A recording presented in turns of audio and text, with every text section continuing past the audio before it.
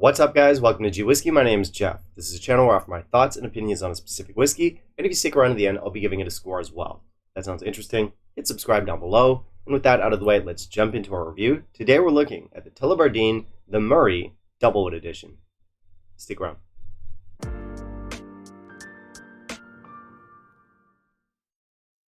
Alright, so we're looking at Tullibardine today, and I think this is the first time I've ever looked at a Tullibardine on this channel. And I'll be honest with you guys, I don't buy a lot of this stuff. I don't know much about this distillery. It rarely gets recommended to me. I don't hear much chatter about it within the whiskey community, but I still wanted to try it. And this is actually the first full bottle of Tullibardine I've ever owned. I have since picked up a couple more, but prior to this one, I'd only ever tried a sample of, I think it's like a Sauternes cask finish, one of their budget offerings, and I didn't mind it. The whiskey wasn't bad, but it was pretty forgettable. And yeah, it's just one of those odd situations where I've been drinking whiskey for 12 plus years and I've just never explored this brand. Now, I did mention that this is not a brand that gets recommended to me very much, but there is one bottle that I kept on seeing pop up in the comments a while back, and that was the Murray Cask Strength, or I guess I should say the Murray, the Marquis Cask Strength. There's an entire series of whiskeys called the Murray from this brand, and they're all part of the Marquis collection. So the Murray, the Marquis, it's a bit of a mouthful, some marketing stuff at work there. But I have I have since picked up that bottle, so you can expect a review of that one soon. But for today, we're going to be looking at our Doublewood. Sorry, the Murray, the Marquis Doublewood Edition. Jesus. Apparently this is the 8th The Murray, the Marquis release. It's called the Doublewood. 2 guesses as to what that means. Yes, this is matured in 2 different types of casks, and they are indeed the types of casks that you would expect. So we've got bourbon casks in here, we've got sherry casks in here, and to be fair, I mean, that is a classic combo. I'm not going to complain. Anyway, this one is the 2005 vintage. It was bottled in 2020, so we got something around 15 years old here, and it's been pretty well received by like bloggers and vloggers and reviewers and critics and whatnot. So I was kind of curious to try it for myself, and you know, I'm a simple man. Bourbon and sherry usually does the trick for me. So let's find out about this one. Let's jump into our review, see what the whiskey's all about. And in the meantime, if you could kindly leave a like down below, that'd be greatly appreciated. Alright, so for our specs, this one comes in at 46%. It is I don't know chill filtered, and it is I don't know colored. Yeah, I actually have no idea if this is chill filtered or if it's colored. I could find zero information about that. So if any of you guys out there do know, please let me know down in the comments. That would be great. So we do have a bit of an orangish tint to our whiskey. It might be colored, it might not be. It's actually hard to tell. I don't usually touch on the box, but we do have a pretty fancy box for this one, especially considering the price. It's got an air of exclusivity to it. As for the bottle itself, I don't mind it. I actually quite like these The Murray, the Marquis bottles. Although, I would say the color scheme on this one isn't quite as nice as what we get with the cask strength, which is a little bit darker. I'll maybe put a picture up there. But it's still a nice bottle. I'll give it 3.5 out of 5 for presentation. As I said, nothing about color or chill filtration. At 46%, it might not be chill filtered. They could at least tell us that. We do have the year of distillation, the year of bottling on the front. It says bourbon and sherry casks. And we have some basic tasting notes on the back. So overall, it's not a bad bottle. Could be better, could be worse. I did not add water. Let's try our nose. Okay. Sweet caramel. Lots of oak in here. Lots of baking spices. Lots of stuff like nutmeg. Fruitiness. So I'm getting Concord grapes. I'm getting apple skin.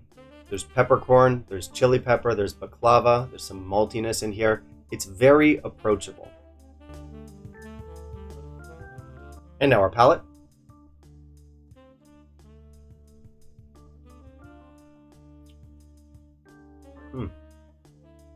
Okay, it's nice. It's sweet. It's thick. I'm getting like a sweet, thick, dark caramel here. Honey drizzled baklava and pistachio ice cream. So a bit of like a Turkish sweets vibe here. I'm also getting butter, like a creamy butter. There's some white chocolate in here. We've also got butter pastries. We've got buttermilk. We've got sandalwood. We've got perfume, vanilla, and there's some sweet citrusy notes in here too, like some juicy oranges and some grapefruits. And now our finish.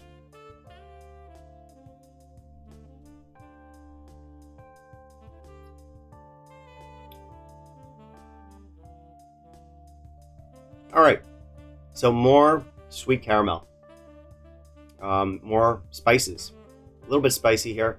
I'm getting loads of oak in this. This is a very oaky finish, very oaky whiskey overall.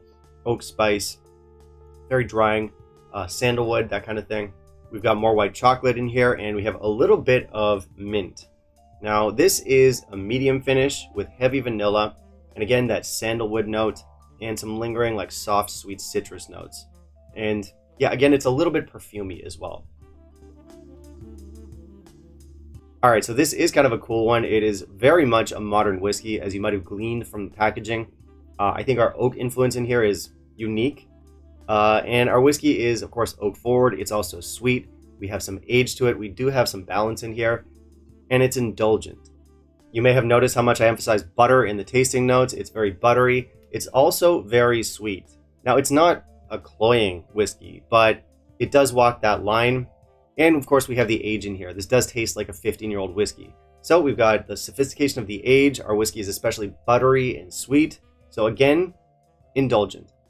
And it's also a very cask-driven whiskey. Aside from being extremely woody, almost to a fault, we also have a lot of very intense cask-driven flavors. Both our sherry and our bourbon casks were very active here, especially the bourbon casks. We have like these intense nutty flavors, syrupy flavors, vanilla flavors. All of that's from the casks.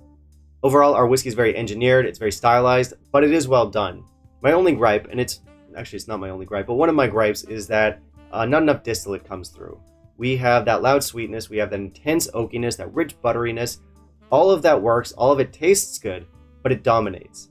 I'm already halfway through this bottle, and honestly, I could not tell you much about the distillate from Tullibardine. Too much cask here, really, and normally that would be a red flag. Like if someone came up and they said, I'll sell you this whiskey, but it's 95% cask driven, and you're not going to get much of the distillate, I probably wouldn't want to buy it.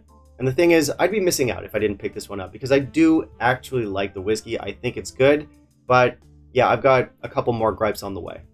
First off is the sweetness, and I did mention that this is a sweet whiskey, but it's not cloying and that it's walking that fine line. Yeah, it walks it, and it's not throwing the whiskey off balance by any means, but I do think that sweetness could be toned down, and it wouldn't sort of mess up the integrity of the whiskey. It would still be delicious stuff.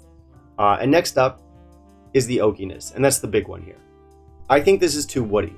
I read a review online that described this whiskey as plankish, and I like that word. I'm going to steal it. This is a plankish whiskey. It's plankish, and it's perfumey. I mentioned that I had sandalwood notes in here, vanilla notes, these soft citrus, so very much a perfumey vibe, and that extreme oakiness.